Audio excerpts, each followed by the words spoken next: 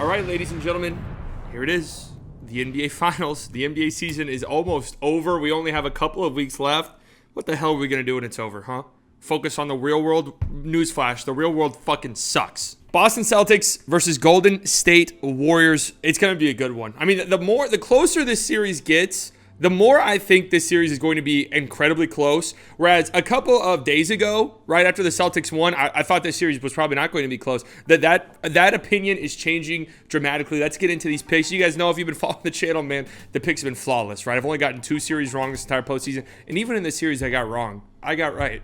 Just think about that for a second. You guys know we threw facts and logic out the window months ago, okay? We don't look at that stuff whenever we're picking series. We're just going based off of vibes and delusion. The problem is I'm not really vibing with either of these teams. I don't hate either of these teams, but I don't necessarily feel a connection to either one, right? I obviously have a connection to the Dallas Mavericks. Rest in peace to our boys in blue.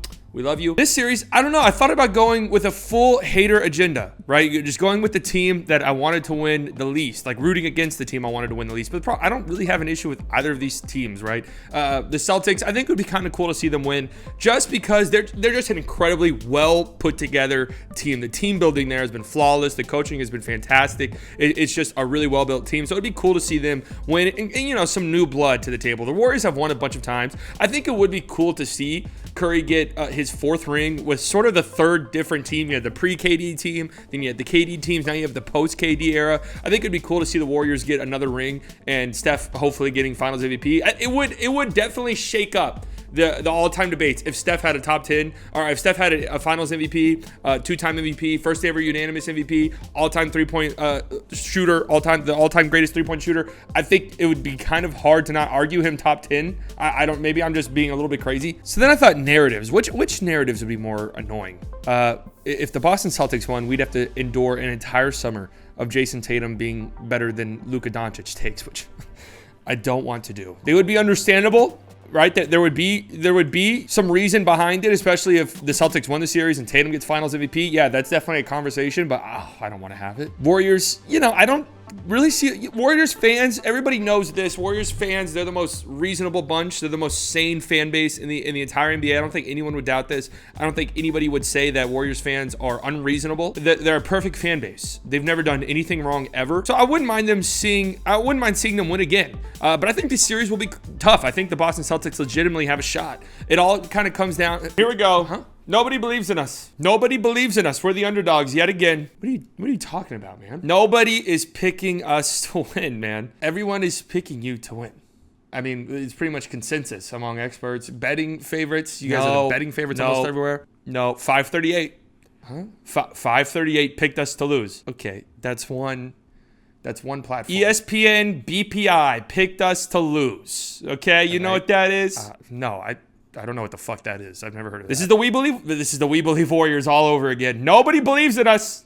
Nobody does it. Nobody. I don't know what Warriors fans' infatuation is with being the underdogs. It doesn't make any sense. The Warriors are not the underdogs. They're the favorites, betting-wise. Almost everyone is picking them. It's okay, guys. It's okay to not be the underdogs. I've seen this all over Twitter. Even back in the Nuggets series, Warriors fans are saying people are not picking the Warriors to win. Everyone and their dog has picked the Warriors to win pretty much every single series they have played. It's okay to not be the underdogs. That means your team is good. That's a good thing, guys. So part of me wants the Warriors to lose just so their fans actually do feel what being an underdog is, what you know, not winning the series is like. The problem is, I think the Celtics have to play perfect. And the thing is, they have not at times. They've gone on big, extended stretches during games where they just completely forget how to play the game, right? Think about Game 7 in Miami. It looked like the Celtics were going to just wire to wire. I mean, they did end up winning the game wire to wire, but it felt like they were just kind of going to rout the Heat. We're going to have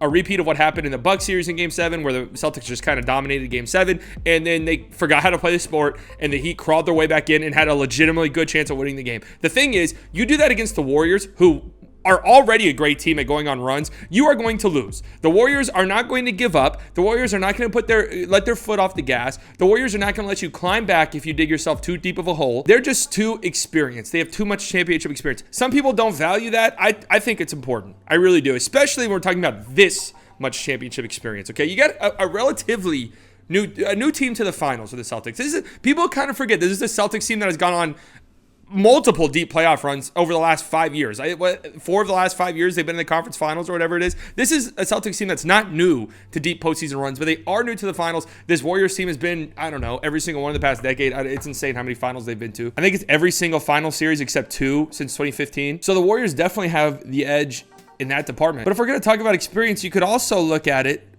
and say, well, the Celtics have been an incredibly hard-fought series 2 times so far in the postseason.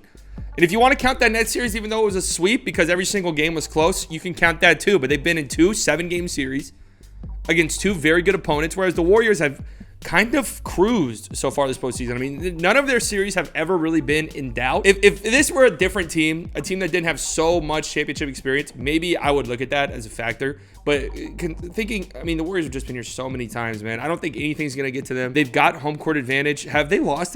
They're undefeated at home this postseason, aren't they? They haven't lost a single game at Chase Center. What the fuck's going on with my voice? The Warriors have not played a defense anywhere near as good as the Celtics, but the Celtics have not played a team as good as the Warriors yet. And I'll trust Steph Curry. I'll trust Klay Thompson, even though he's kind of, you know, he has his moments, right? He's had big games in the postseason, but all in all, he hasn't been great. I can't believe I'm about to say this, but I'll trust Wiggins. I'll even trust Jordan Poole. At least one of those guys to have a big game to keep the Warriors offense going. The Warriors defense is great. You know, if Tatum has one of his inconsistent off shooting nights, I don't see a way the Celtics win. Like, I don't see a way their offense can keep up with the Warriors, with what the Warriors are capable of doing. Again, the closer this series gets, the closer I think it will be. So I'm gonna go Warriors in 7. I actually do think this series goes 7 games. I've seen some people say if this goes 7, that they're gonna take the Celtics in a game 7. You know, I mean, anything can happen in a game 7, right? We've seen that throughout the postseason. Anything can happen in a game 7. But I'm just taking the Warriors, and I'm hoping it's a close and hard-fought series. I think as basketball fans, we kind of deserve that for the postseason that we have endured. But I got the Warriors, man. Lock it in. Again, I don't really care who wins. I think it'd be kind of cool to see either side win. I don't have an issue with either team. I'm just ready to watch. And I'll be watching it live here on this YouTube channel. You guys can join me. Okay, go Mavericks. Fuck, they're not in it anymore. Fuck.